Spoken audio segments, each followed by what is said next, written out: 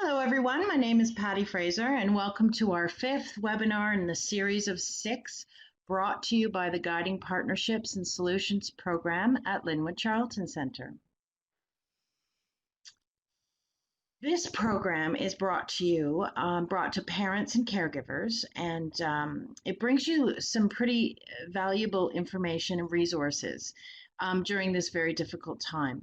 The series is for any parents and caregivers that are currently struggling not only with their own mental health needs, but they might have a lot of kids on hand that are also struggling with some of their emotions, some of their problem solving. These are skills that are broken down into manageable steps, and you can use them for yourself, you can use them for your kids. And they are brought to us by a whole bunch of trauma specialists from the National Center for PTSD and the National Child Traumatic Stress Network. So, as always, Lynwood Charlton Centre is in a position to bring you some evidence-based and highly researched program information that's not only for trauma. So you will hear us talk a lot about trauma or use some of that language, but the nice thing about this program is it can also just build resiliency and build on skills that you're learning throughout the series. So here are the resources that are available to you through the NCTSN, and you'll find a lot of the handouts there and some actual snippets from the actual program.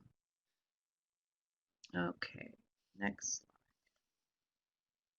So today we are highlighting skill number 5.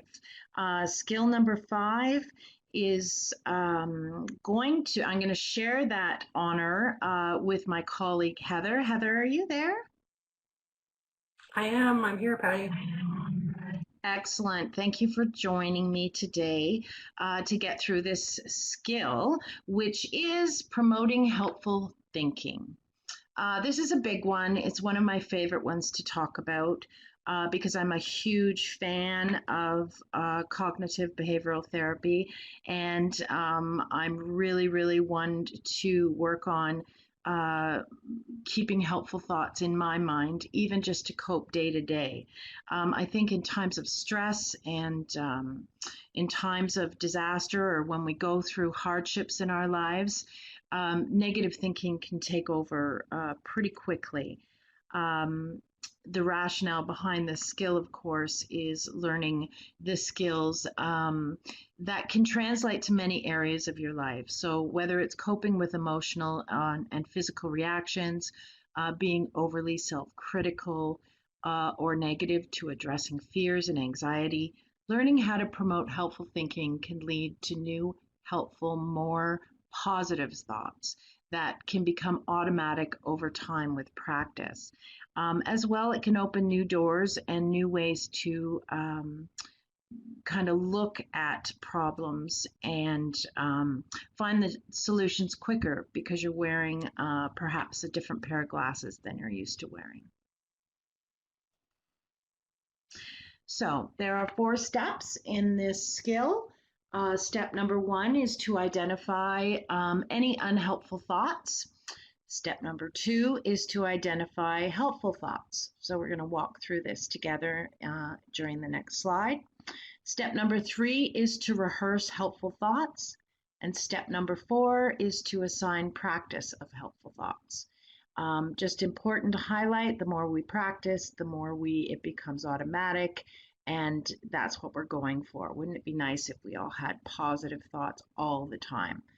I don't necessarily think that is possible, but once you learn this skill, it does start to become a little easier as time goes by, and that's what we're going for.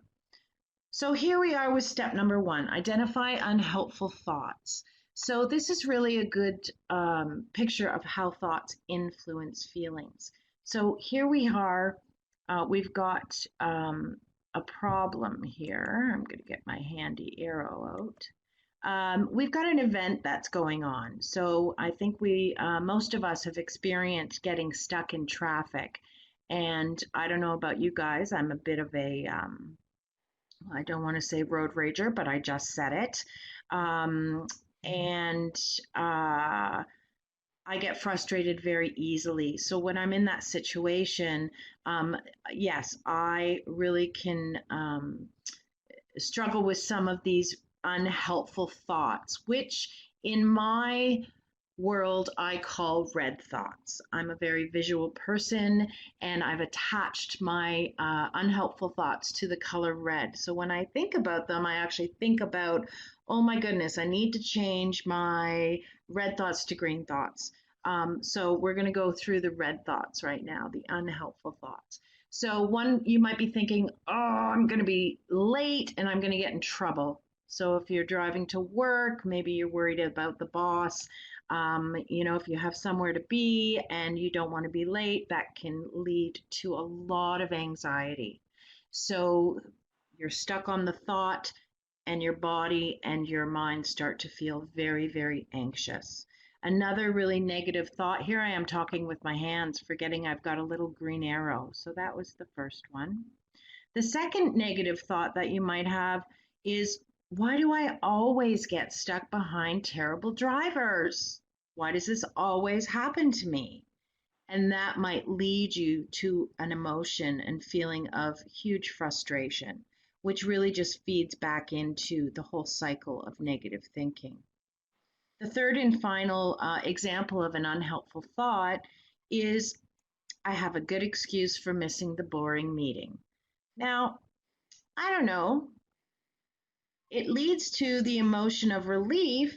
So that actually might feel good in the moment.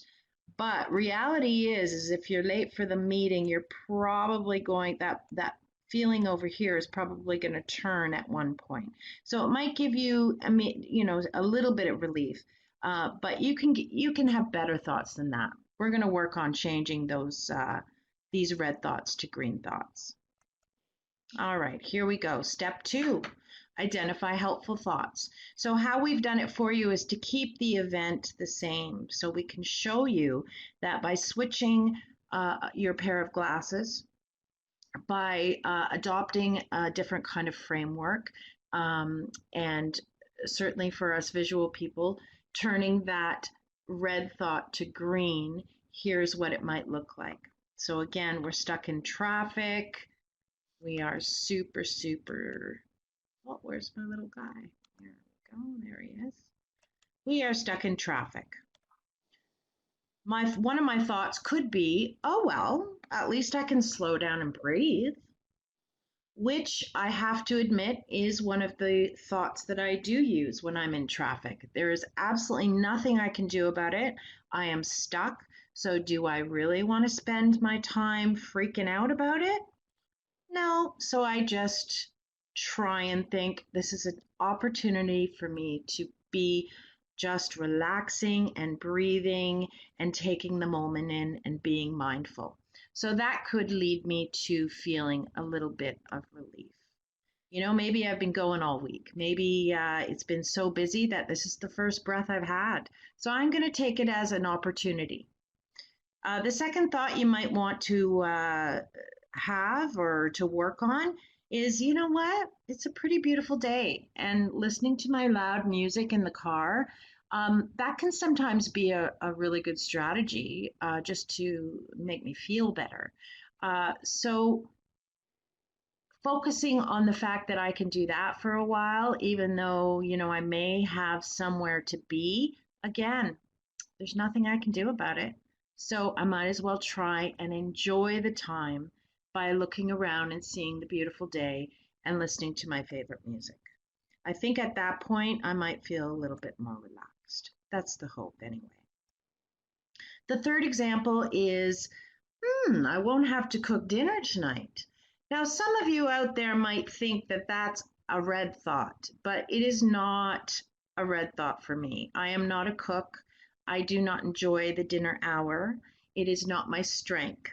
So I know that a thought like that for me would really lead to some pretty happy emotions. Sorry to my two sons who might be watching right now. Um, I've got those issues, right? They cook. They're the ones who cook. Okay, so we're going to move on to maybe Heather. You and I can work through a similar scenario and try and turn some, or at least talk about some green thoughts and some red thoughts. And I thought it might make sense for us to focus on what people might be experiencing right now in this pandemic time and this very difficult time of coping, because we're all prone to have more red thoughts, I think, right now. Is there Sure, anything yeah. that you can think of would be a good example to walk through? Um, as far as an event, maybe I'm gonna just not take a specific example, but just kind of taking themes from what I'm hearing from people right now, and give an example of perhaps it's about 5:30 in the evening. We've just wrapped up, a bit of a tense afternoon doing home online schooling, and everyone's hungry, and just realizing that there's no dinner ready, and it's not even started yet. So I think Mm. that might be an example of an event. So yeah, just finished homeschooling. It's been a bit of a tough afternoon. We got no dinner ready and a hungry group of people.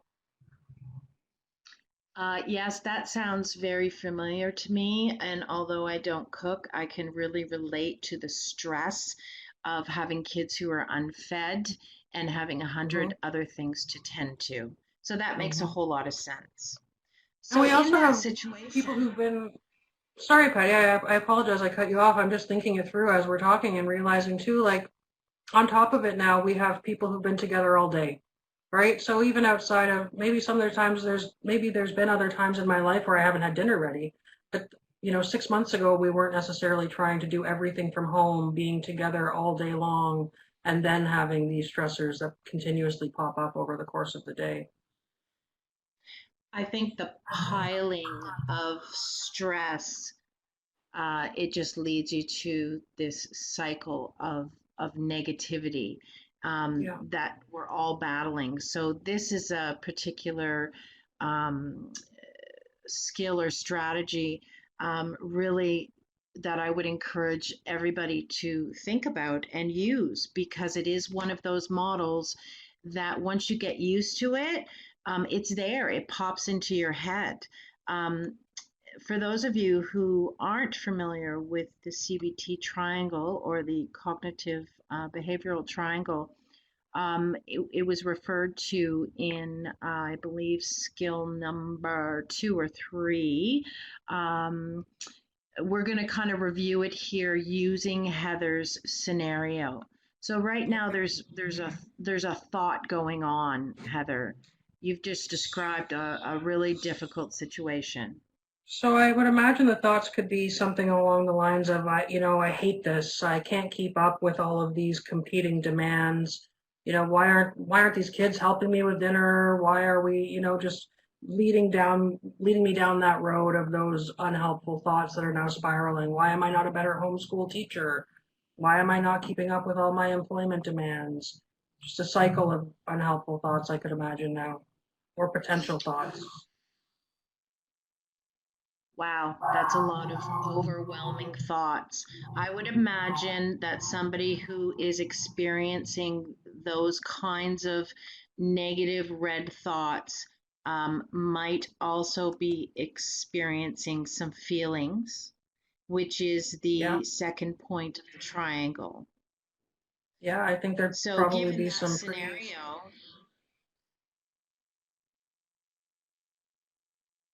What are some of those feelings potentially? My mm, computer's taking a moment here. I'm thinking I'm catching what you're saying. We're just going to walk through some examples of feelings that you might be having if the thoughts you're having are all about how you're not coping with all these demands. I think some of those feelings that could come that's up could right. be feeling discouraged, feeling perhaps frustrated and overwhelmed. Um, Maybe you might start feeling like almost in line with that, feeling discouraged, perhaps you're feeling inadequate even because you're starting to compare yourself to what you imagine other people are coping with more successfully than yourself. So you could see how you could get yourself, kind of stuck in some thoughts that aren't really going to be making you feel very positive or motivated or perhaps energetic.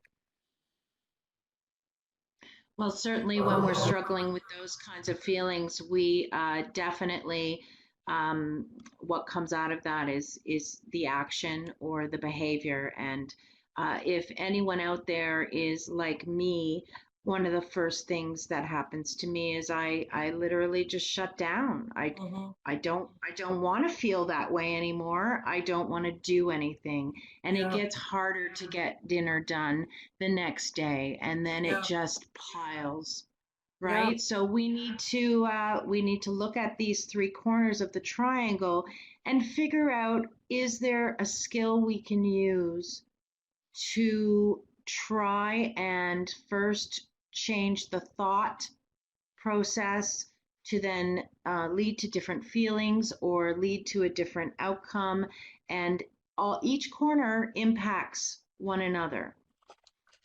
So I always like to say you can work at the triangle from any of the tips. But today we're really focusing on our thoughts, changing those thoughts. So an example of a maybe more realistic, helpful thought in the same situation. That could be something along the lines of, well, no wonder I haven't been able to get dinner ready today. I've been trying to keep up with my employment responsibilities and homeschool responsibilities. So it's reasonable that it might have been difficult to get everything done that I wanted to. Um, yeah, that might be a more realistic, helpful thought that I could at least find somewhere. Well, that might lead to certainly a different feeling, Heather. Yeah, I mean, I could imagine that I might still feel frustrated or overwhelmed. I mean, we still don't have dinner ready, but I'd be less likely to get sucked into those negative thoughts about myself and my own, being disappointed or, let down in myself or feeling that I'm not keeping up or being a good parent or employee or teacher. I'd be less likely to get sucked into those kinds of thoughts for sure. And I might even feel a little bit validated on some level that I've reminded myself that, yeah, you know what, I am coping with a lot right now. So it's okay to get a little bit overwhelmed at times. It's something I might tell someone else if they were having that feeling. And those thoughts, Heather, become some really positive automatic messaging in your head as well. And that's what we're trying to do in the long term is Yeah. get some of these positive thoughts really, really ingrained in us, so we don't beat ourselves up so quickly when things go wrong. Now, Yeah. if And we're I mean, feeling, sorry, go Patty, I was ahead. just going to highlight that the thought it doesn't change the situation. We're still 5 o'clock and everyone's hungry and we need dinner. But it might help me get to a different action, or it might help me to prepare dinner in a more pleasant way. Maybe I'll be less snappy as I'm doing it. Maybe I'll invite someone in to help me. Maybe I'll be more likely to use some of those problem solving skills and start thinking about, okay, if this is going to be ongoing, how do we start to get dinner ready and ahead of time or whatever. But either way, I'm probably feeling less down on myself and less likely to get stuck in a pattern of not moving forward. Once we start working on this third corner, we're taking action. We're doing something different. We're breaking the negative cycle of thinking. And certainly, we've all been to a place where we've accomplished a task that we might not want to do. But what comes out of that is, again, more positive feelings and maybe some good thoughts about, I did it. There was Mhm. no way it's 9 o'clock at night and I'm exhausted, but I actually was able to get through everything, including cooking dinner. And, Yeah. you end on a positive. And maybe the dinner you make that night isn't the most gourmet meal you've ever made. but maybe together you come up with a plan of what can we get out on the table quickly, and then you can feel good that in spite of it, we got everything done. Yes. Yes, so that's a really good example of how to break this triangle down. And I'm going to tell you right now, listeners, I've got the CB triangle on my fridge, and it's something I use all the time, just so it becomes automatic to change those negative thoughts into helpful thinking. Thank you, Heather. Thank you, Patty. So, step 3. This is, I don't feel like this gets enough focus for any of our skills. We know that the brain needs repetition. We need to practice, practice, practice. If you think about the first time you ride a bike and how, it takes you some time to develop that skill. If you think about the first time you baked or you cooked and you burned everything, which is usually the case for me, these skills, you need to practice, rehearse, practice, rehearse. And so, in the moments where you're really, really low and you're really, really stressed out, some of those more helpful thoughts will have become more automatic because of all the rehearsal and the practice you've put into it. So, similar to practice breathing, practicing changing those thoughts really can become automatic. And I've seen many people be able to go from seeing the glass half empty to the glass half full. And for all you gamers out there, it takes a while to get to level whatever. You got to practice, practice, practice. So these are skills that I promise you will help you. You just need to commit to the rehearsal and the practice. Sometimes it's good to do it on a consistent day, and that way you don't forget. Put it on your calendar that we talked about in one of the other skill sets. Keep some goals. Make sure you're always building on the things you've learned. And this is step 4, assign practice of helpful thoughts. So again, use your calendar, review it regularly. Maybe it's, a conversation at the dinner table. Maybe it's practicing the skill together as a family, throwing out an idea of what a problem was, or maybe somebody shares some negative thinking that they struggled with that day, and you work through it as a family. So the more you do it in front of your children as well, the more they're going to pick up that skill, they're going to pick up that positive talk, and they're going to certainly build in their resilience and their strength in using this skill. So yes, definitely fill your head with happy thoughts. So in summary, after disaster, people's thoughts about the world and themselves often change. Unfortunately, this is very true. It is common for survivors to see the world as dangerous, having difficulty trusting other people, or see themselves as unable to cope. In order for people to change their emotional reactions, they need to change the way they think about the things that happen to them.